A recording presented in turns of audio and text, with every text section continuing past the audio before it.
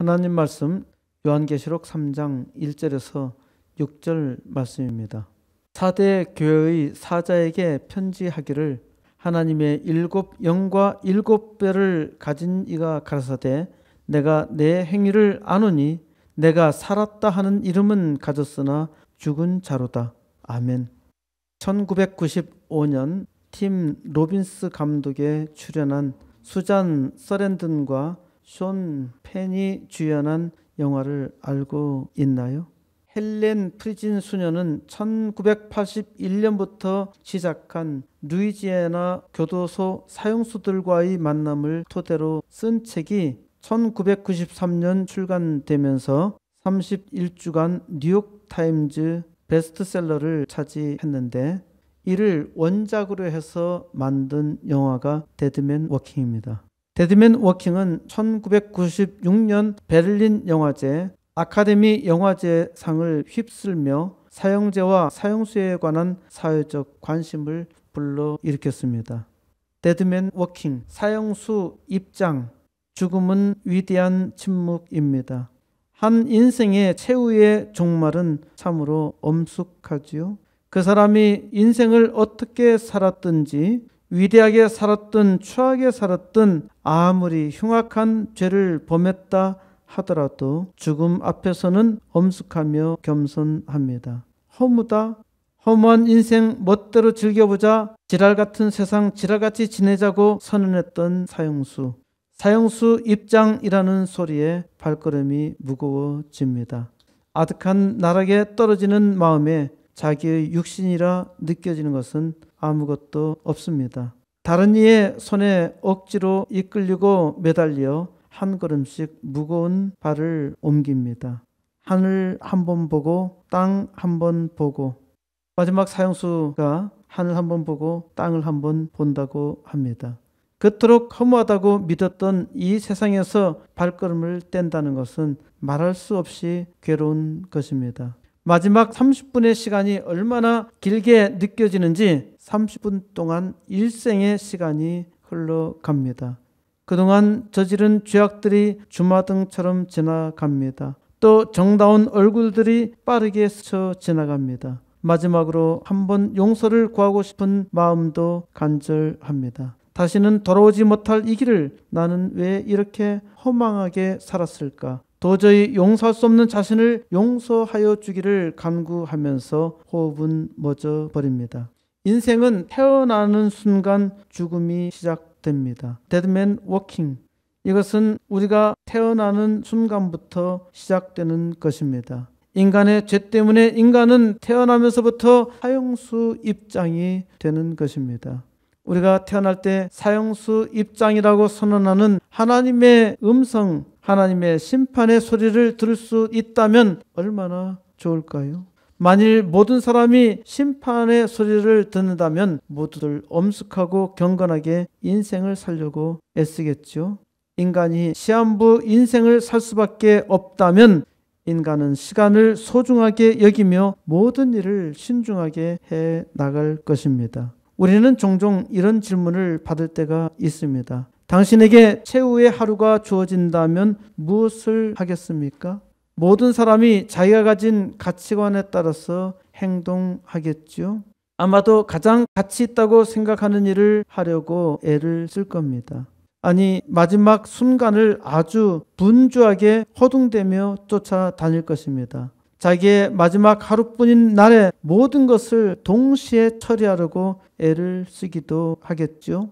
그러다가 아무것도 하지 못한 채 마지막 시간에 슬픔에 쌓여 자기의 신세를 통탄하고 있을 것입니다. 당신의 목숨이 1년 정도 남아 있다면 무엇을 하겠습니까? 1년이 남아 있다면 아무 일도 하지 못하고 허망하게 끝날 것입니다.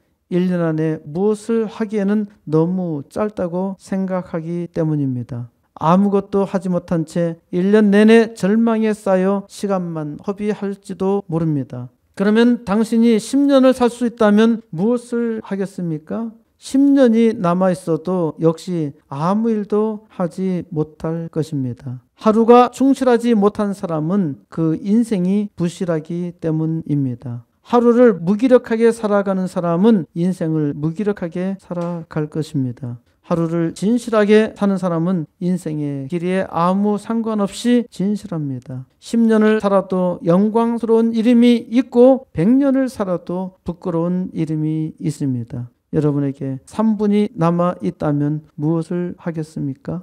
아마도 대부분 사람들은 지나간 삶을 후회하며 용서를 구할 것입니다. 우리는 자기의 생명이 얼마나 남아 있는지 알지 못하고 있지요. 사실 인생의 길이가 중요한 것은 아닙니다. 어떤 자리에 얼마나 오래 앉아 있는가가 의미 있는 것은 아닙니다. 인생의 길이와 자리에 명예에 연연하는 사람은 인생의 종점에서 싸늘한 허무만 기다리고 있을 겁니다. 인간은 정신질환자가 자기의 질병을 알지 못하듯이 죽음에 이르는 병에 걸려 무지한 채로 죽어갈 것입니다. 젊다고 자랑하지 마세요. 시간은 당신이 원하는 일을 할 수 있도록 결코 기다려주지 않습니다. 인생의 연수를 알려고 애를 쓸 필요도 없습니다. 아무 의미 없는 일이죠. 사형수가 사형 집행일을 알지 못하고 언제 자기 이름을 부를까 긴장하며 기다리듯이 인생도 자기 죽는 날을 알지 못하지만 긴장감을 가지고 기다려야 합니다. 다만 인생을 성실하게 하루하루를 사는 것이 중요합니다. 믿는 자들은 주님 부르심에 기쁨으로 나아갈 수 있도록 항상 준비하는 삶을 살아야 합니다.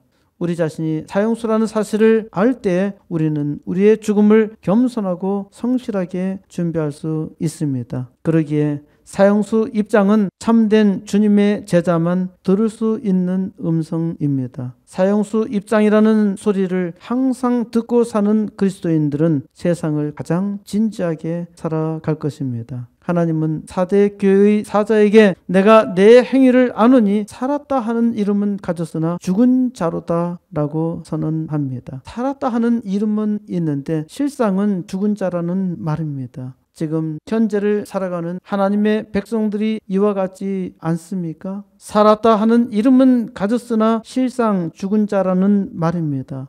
너는 일깨어 그 남은 바 죽게 된 것을 굳게 하라. 내 하나님 앞에 내 행위에 온전한 것을 찾지 못하였노니 그러므로 내가 어떻게 받았으며 어떻게 들었는지 생각하고 지키어 회개하라고 말씀하십니다. 하나님께서 얼마나 큰 은혜를 주셨는지 회개하라는 겁니다. 만일 일깨지 아니하면 내가 도적같이 이르리니 어느 시에 내가 임할는지 내가 알지 못하리라. 깨우치지 못하면은 와도 깨닫지 못합니다. 주님께서 도적같이 이르신다는 말씀이 준비가 안 된 자들에게는 그와 같습니다.